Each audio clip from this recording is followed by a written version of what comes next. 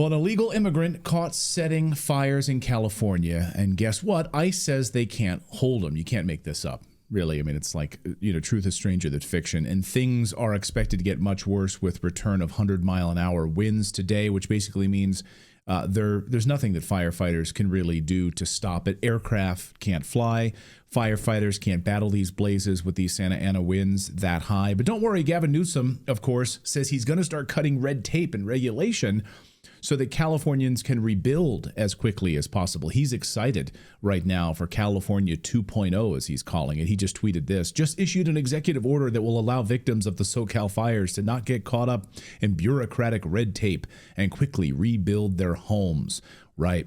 Well, what about all the liberal red tape that led to their homes being burned down in the first place? Like, where were you when that was all happening? Someone who's called out these policies from the beginning is Kaizen Asiedu. He last week, this video went viral for calling out these failed liberal policies. Watch. Last night, I had to evacuate my home in LA because of the fires, the effects of which you can see right above me. Upon reflecting, I remembered a conversation that Joe Rogan had with Donald Trump before the election about the state of wildfire management in California.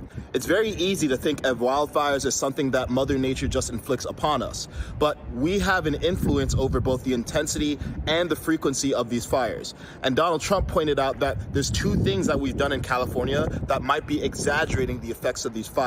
The first is our policy around water management, and the second is our policy around clearing deadwood in our forests. And Kaizen joins us now from California. He's managed to get out of that area and is safe, but he is calling attention to all of these failed liberal policies and what it has done to the state of California. Kaizen, welcome to the show. Thanks so much for joining us. Thanks for having me. So when you see Gavin Newsom making these statements about now they're going to start cutting red tape, he's excited about California 2.0. We're going to rebuild. We have a Marshall Plan in place. It almost sounds like a lot of this was strategic and kind of planned from the beginning, and these liberal policies really led to this disaster. I mean, you've been calling this out, right? Yeah, the problem is when there's so much incompetence, it becomes hard to distinguish that from malevolence. So people start to reasonably wonder, hey, was this planned, or are you just that incompetent? And right. It's scarier to consider that it's planned. It's safer to consider that they're just incompetent. But regardless, the solution is the same. We need competent, accountable leaders. And honestly, I think a lot of this, for me personally, would go over better from Gavin Newsom if he just acknowledged, hey, I messed up and I'm sorry, and there's things that I need to do better. But instead, what I see him doing is picking fights with Trump on X and picking fights with Elon, who is sending Starlinks and Cybertrucks of his own volition to help out with connectivity for the firefighters. I see him talking about misinformation and complaining about misinformation and doing press interviews and going on podcasts. And not a single time have I heard him just say, hey, look, I am the head of state in California. There are things I clearly overlooked here. I am the person who the buck stops with, and I'm going to do better. And if I saw that, then it would be easy for me to be like, okay, you know what? Being a governor is actually a very difficult job. There's no world where 100% of the people are going to approve of what you did, but at least I can see a culture of growth and humility, but I'm not seeing that at all. So I totally understand why some people speculate that this is planned. I try to remain agnostic on this stuff because I genuinely don't know. What I do know is that the actions that have been taken are not the actions that we need. Right. You've called out a series of policies which have gotten us here. So these are facts. These are on the books. And there's empty reservoirs. There's a water bond that hasn't been fulfilled that California voters voted for. There's incompetence up and down the line. Can you just talk about some of the incompetence for people who are like outside of California might not understand how bad it's been? These are facts. This is not like emotion talking here. These are facts, right? Yeah, exactly. So there's several issues going on here. One, the fire hydrants that were needed in the Pacific Palisades fire specifically, many of them were dry. Now, there's a few factors going on. Some people have said water shortage. I don't think it's as simple as that. But basically, our urban water infrastructure is not designed to accommodate infernos of this magnitude. And here's the thing. It's like a lot of these leftist politicians keep on saying climate change is such a big problem. Climate change is going to kill us. Climate change is something we need to get under control. And it's true that the climate is changing and we need to adapt. But to the extent that that's true, they haven't adapted properly. So you can't say on one hand the conditions are not favorable, and on the other hand we haven't prepared properly for the conditions. So when our firefighters are going to fire hydrants and they're dry, or we have dead trees on our forest floors, which are highly flammable material, leading to these infernos becoming much more disastrous than they need to, and we have our fire departments not only understaffed and under budget, but spending money on policies that are just not the priority, like diversity, equity, and inclusion. I look at this issue and I say, okay, well, this fire probably was not preventable because it was a perfect storm. We are dealing with 100-mile-per-hour winds. It is an extreme situation, but even extreme situations that have a 10 out of 10 level of destruction could be brought down to maybe an 8 or a 7 through diligent policy. And I think what's pretty clear, hopefully is what's clear to people who are paying attention, is that these policies are not policies but prepare us the best for these conditions. And one of the videos that I made that went viral was about the Delta smelt, which is this endangered fish that is in the San Joaquin Delta, and how there was an environmental lobby and conservationists who wanted to redirect fresh water away from that fish in order to protect the fish. But that led to us dumping nearly 200 billion gallons of water into the Pacific Ocean. That's water with a monetary value. That's water that we can use to fill reservoirs. And I look at that, it's like, that's not the direct cause of these fires, and no one is disputing that. And in fact, we can even argue that if we still had that 200 billion gallons of water, we couldn't have channeled it through the infrastructure quickly enough to the fire hydrants. Okay, but it's indicative of a worldview where the priorities are just completely out of whack. That's the core problem here.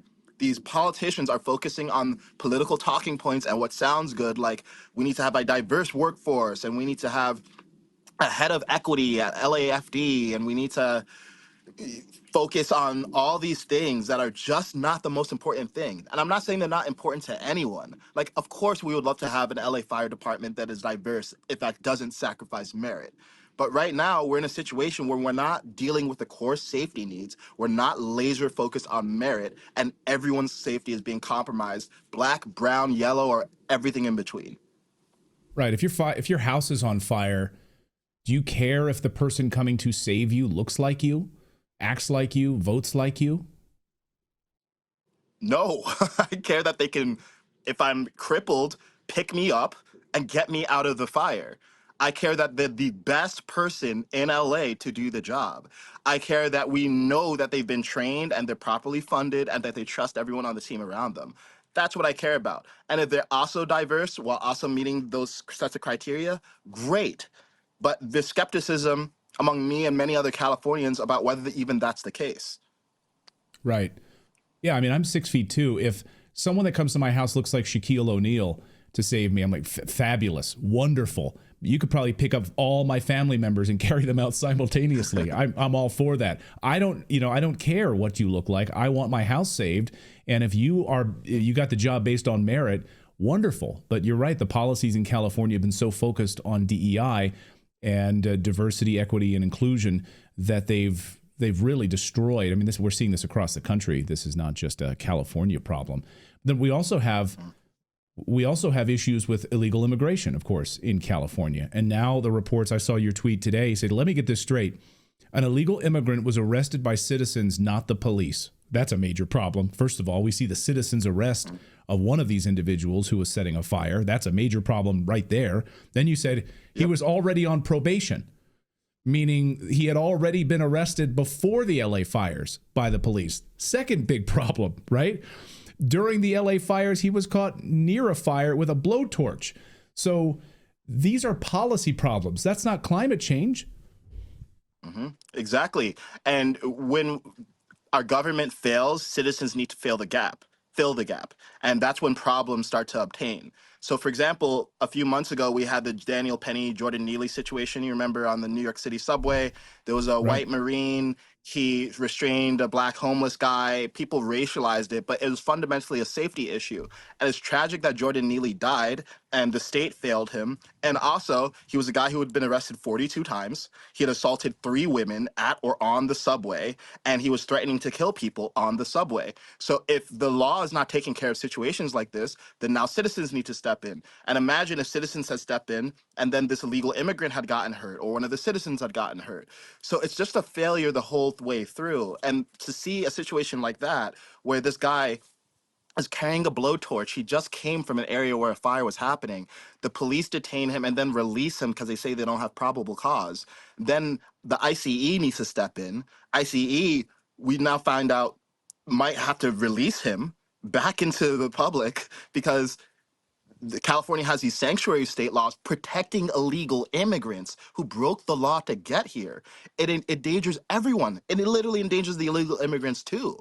So while that's happening, to see Gavin Newsom then say, okay, well, now I'm going to spend $50 million, which is about 3 times what LA Fire Department's budget got cut by the way, Right. on protecting illegal immigrants from getting deported. It's insane. And it's like, look, even let's take the best case, the Castile man. If you think that this is squarely a climate change thing, like it's just climate change, this is unavoidable. Do you look at the actions of Gavin Newsom and believe that he is best equipped to deal with climate change? Can you have any vote of confidence around the behaviors you've seen? So even if you agree that a lot of these, I would say far leftist politicians in California's far leftist politicians are right on the problems, I don't believe in their capacity to deliver solutions. Hallelujah. Well said. What do you think the future looks like for California? I could tell you what I hope it looks like, and then I can give you the pessimistic case. What I hope this is as tragic as it is a wake-up call for Californians, because Californians have been voting for these politicians who have been enacting these policies. And a lot of it has been based on superficial factors like race and identity and classism. And these politicians who just tell us what we want to hear, that yes, diversity is the most important thing.